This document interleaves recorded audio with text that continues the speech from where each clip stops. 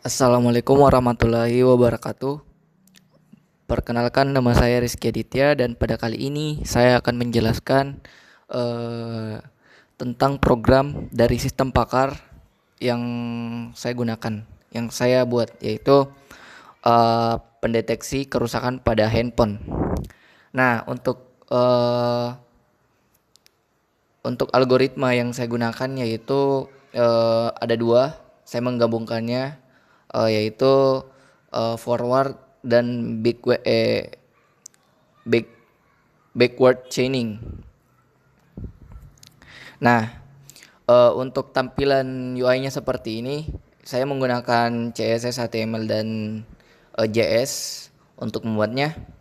Dan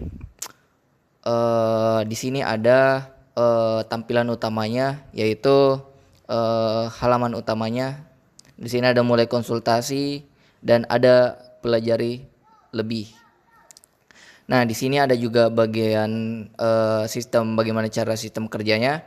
Di sini menggunakan forward chaining, ya, metode data driven yang memulai dari fakta atau gejala yang diketahui. Nah, kemudian dia mencari kesimpulan yang sesuai.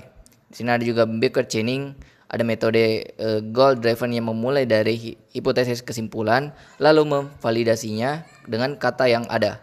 Nah, saya menggunakannya karena yang pertama itu akurasinya tinggi, karena kombinasi keduanya itu untuk menghasilkan diagnosis yang lebih akurat dengan menggunakan certainly faktor.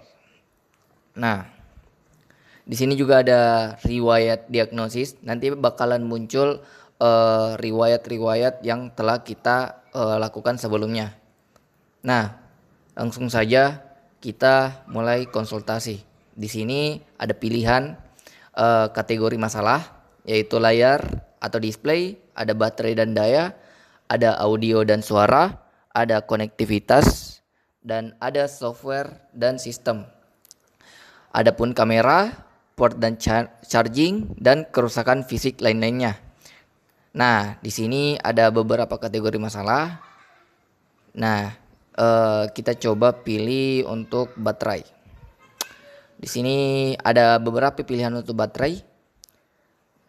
Nah, di sini kita coba pilih untuk baterai cepat habis, baterai panas berlebihan, dan persentase baterai yang tidak akurat. Kita coba diagnosa sekarang. Nah, untuk proses diagnosa seperti ini. Nah, untuk hasilnya seperti ini.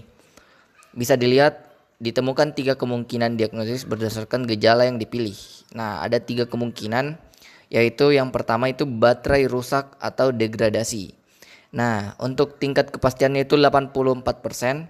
Nah, dan adapun solusi dan rekomendasi yang diberikan, seperti baterai sudah haus dan perlu diganti. Nah, jika baterai sudah mengembung atau sudah hamil, segera berhenti menggunakan HP karena berisiko meledak dan terbakar. Nah, adapun eh, eh, apa namanya? Harga atau spare part yang digunakan atau harganya yaitu berkisar dari 100.000 sampai 500.000. Nah, ada juga bagian pencegahan. Nah, di sini ada jangan charger HP hingga 100%. Nah, atau biarkan sampai 0%. Idealnya jaga antara 20% dan sampai 80%. Hindari charging terus-menerus. Nah, ini adalah peringatannya, yaitu tingkat tinggi. Nah, ada juga untuk diagnosa ketiga kemungkinannya, yaitu short circuit atau komponen yang terbakar. Nah, kemungkinan ada circuit atau komponen yang terbakar pada mainboard HP kita. Nah, ada solusi dan rekomendasi, dan ini berbahaya, segera matikan HP dan jangan di-charge. Komponen motherboard mengalami short circuit dan terbakar. HP mungkin tidak bisa diperbaiki atau biaya perbaikannya sangat mahal. Konsultasi dengan teknisi untuk analisa.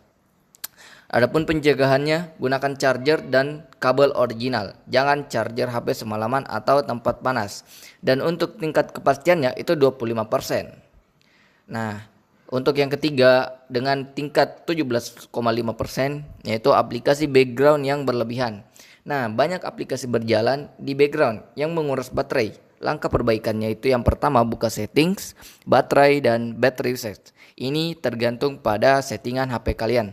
Nah, untuk pencegahannya, nah ini ada juga pencegahan yaitu rutin periksa aplikasi background dan batasi yang tidak perlu.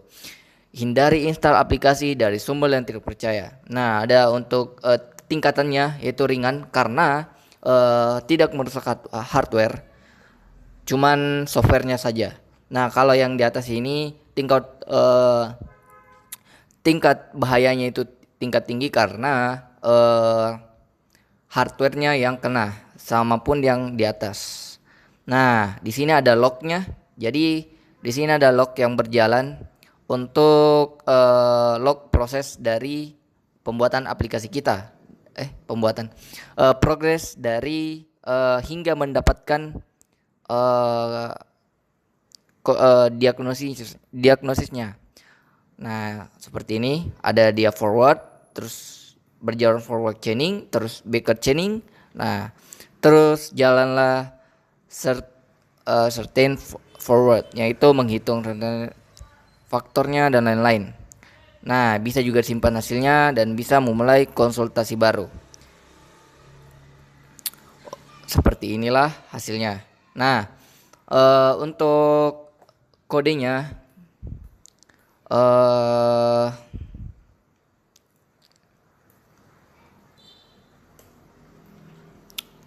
seperti ini.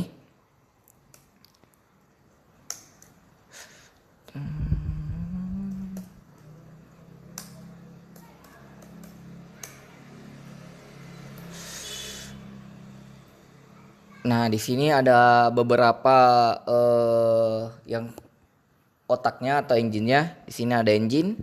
Engine adalah tempat untuk algoritmanya bekerja.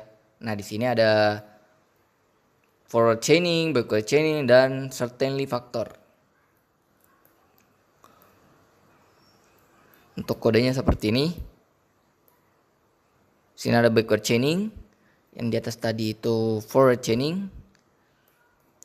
Nah, dan di bawahnya adalah certainly factor. Nah, untuk adapun knowledge-nya di sini knowledge seperti database dari program kita. Sini ada bagian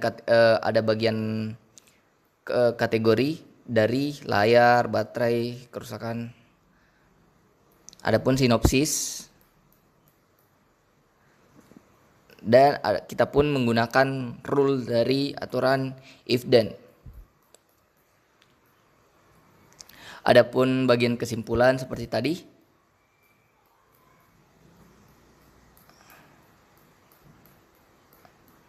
Nah, selanjutnya kita lanjut ke UI-nya. UI-nya seperti ini.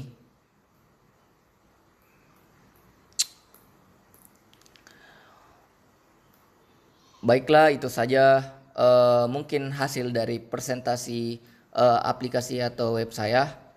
Kalau ada salah mohon dimaafkan.